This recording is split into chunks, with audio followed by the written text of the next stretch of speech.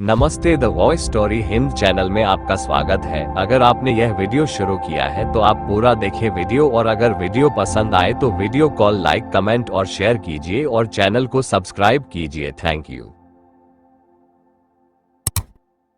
नमस्ते टीवीएस हिंद में आपका स्वागत है। राणा की धरती पर शौर्य का स्वर, वीर महारावल का अद्भुत संघर्ष अमर। चित्तौड़ के किले में गरजे उनकी तलवार, सत्य, धर्म और सम्मान का था आधार। रेत की तपन में जलते उनके कदम, राजपूती आन के लिए किया हर जतन। अलाउद्दीन खिलजी की चालों का जवाब, रणभूमि में दिखाया शेर का स्वभाव। जंजीरों में बंधे पर मन में आग, धोखे से कैद हुए पर न टूटा त्याग। रानी पद्मिनी के सम्मान की सौगंध, किया जीवन को भी युद्धभूमि के नाम। धूल भरी रण में खून का बहाव, वीरों की सेना में अदम्य उत्साह। कट जाए शरीर पर न झुके मस्तक, राजपूती खून में बसा शौर्य अनंत। जब टूटा किला शत्रु बड़े पास, रानी ने जौहर में चुनी अपनी राह। आग की लपटों में सम्मान की लौ, समर्पण से पहले जल उठा हर स्रोत। महारावल का संघर्ष इतिहास की कथा, वीरता और बलिदान की अनोखी विधा। आज भी हवाओं में गूंजती है आवाज, चित्तौड़ की भूमि में बसी उनकी राग। श्री महारावल रतन सिंह जी। महारावल रतन सिंह 13वीं शताब्दी के मेवाड़ के गौरवशाली शासक न केवल अपने शौर्य और पराक्रम के लिए प्रसिद्ध थे, बल्कि अपने न्यायप्रिय और धर्मपरायण स्वभाव के लिए भी जाने जाते थे। उनका जन्म एक राजपूत कुल में हुआ था और उन्होंने बचपन से ही युद्ध कला, प्रशासन और धर्मशास्त्र का गहन अध्ययन किया था। उनके शासनकाल में चित्तौड़गढ़ का किला, जो उस समय मेवाड़ की राजधानी था, एक शक्तिशाली गढ़ माना जाता था। महारावल रतन सिंह की पत्नी रानी पद्मिनी अपनी अनुपम सुंदरता और बुद्धिमत्ता के लिए जगह प्रसिद्ध थीं। उनके सौंदर्य की चर्चा दूर दूर तक फैली हुई थी, जो दिल्ली के सुल्तान अलाउद्दीन खिलजी तक पहुंची।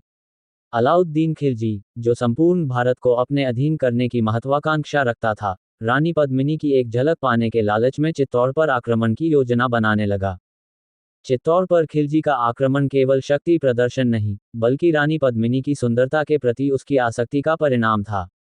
उसने एक कूटनीतिक चाल चली और संधि के बहाने महारावल रतन सिंह को बंदी बना लिया। इसके बाद उसने चित्तौड़ के किले को घेर लिया और शर्त रखी कि यदि रानी पद्मिनी उसे सौंप दी जाए तो राजा को मुक्त कर दिया जाएगा।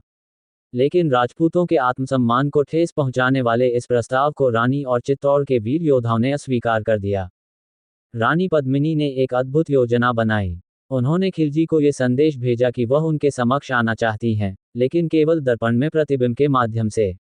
इस प्रकार खिलजी ने केवल दर्पण में रानी पद्मिनी की झलक देखी, लेकिन इसी बीच चित्तौड़ के योद्धाओं ने एक योजनाबद्ध तरीके से महारावल रतन सिंह को खिलजी के शिविर से मुक्त कर लिया। खिलजी इस अपमान से क्रोधित हो गया और उसने चित्तौड़ पर भयंकर हमला कर दिया। युद्धभूमि में महारावल रतन सिंह और उनके सैनिकों ने अद्वितीय साहस का परिचय दिया। तलवारों की टंकार, वीरों की गर्जना और रणभूमि की धूल में रक्त की बौछारें, ये युद्ध एक महान गाथा बन गया। लेकिन खिलजी की सेना संख्या में बहुत अधिक थी और किला धीरे धीरे गिरने लगा। जब परिस्थिति अत्यंत विकट हो गई, तब रानी पद्मिनी और चित्तौड़ की अन्य राजपूत नारियों ने जौहर करने का निश्चय किया। जौहर, जो आत्मसम्मान की रक्षा के लिए किया गया एक महान बलिदान था, ने इतिहास में एक अमर कहानी लिख दी। महारावल रतन सिंह ने अपने अंतिम क्षण तक युद्ध किया और अंततः वीरगति को प्राप्त हुए। उनके बलिदान ने न केवल मेवाड़ बल्कि संपूर्ण राजस्थान में राजपूती शौर्य और आत्मसम्मान की एक नई मिसाल कायम की। उनकी कहानी आज भी राजस्थान के कण कण में गूंजती है, लोकगीतों में बसी है और इतिहास के पन्नों में स्वर्ण अक्षरों में अंकित है। ये कहानी हमें सिखाती है कि सच्चा शौर्य केवल युद्ध में तलवार उठाने में नहीं, बल्कि अपने आदर्शों और सम्मान के लिए अपने प्राणों की आहुति देने में है। अगर आपको वीडियो पसंद आई हो तो वीडियो को लाइक कीजिए और शेयर कीजिए, और चैनल पर नए हैं तो सब्सक्राइब कीजिए।